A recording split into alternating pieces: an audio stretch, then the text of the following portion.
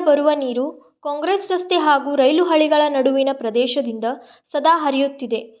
ಸತತ ಭಾರೀ ಮಳೆಯಿಂದಾಗಿ ಮಿಲ್ಟ್ರಿ ಮಹಾದೇವ್ ದೇವಸ್ಥಾನದ ಮುಂಭಾಗ ಚರಂಡಿಯಲ್ಲಿ ನೀರು ಹೆಚ್ಚಾಗಿದೆ. ಮಳೆಯ ಪ್ರಮಾಣ ಇನ್ನೂ ಹೆಚ್ಚಾದರೆ ಈ ಭಾಗದ ಚರಂಡಿ ತುಂಬಿ ಹರಿದು ಜಕ್ಕಿನಹೊಂಡ ಭಾಗಕ್ಕೆ ನೀರು ಹೋಗುವುದು ಖಚಿತ. ಇದು ರೈಲ್ವೆ ಮತ್ತು ಮಹಾನಗರ ಪಾಲಿಕೆಯ ಎರಡಕ್ಕೂ ಗಡಿಯಾಗಿರುವುದರಿಂದ ಈ ಕಾಲುವೆಯನ್ನು ಇನ್ನೂ ರೈಲ್ವೆ ಹಳಿಯಿಂದ ನಿರ್ಮಿಸಲಾಗಿಲ್ಲ. ಇದರಿಂದ ಸೇತುವೆಯ ಕೆಳಗಿರುವ ಶಾಸ್ತ್ರಿನಗರದ ಮೂಲಕ ಈ ನೀರು ಸಾಗಲು ಅಡ್ಡಿಯಾಗುವ ಸಾಧ್ಯತೆ ಹೆಚ್ಚಿದೆ. ಇಷ್ಟು ಮಾತ್ರವಲ್ಲದೆ ಈ ಚರಂಡಿಯ ಸುತ್ತ ಜಲಸಸ್ಯಗಳು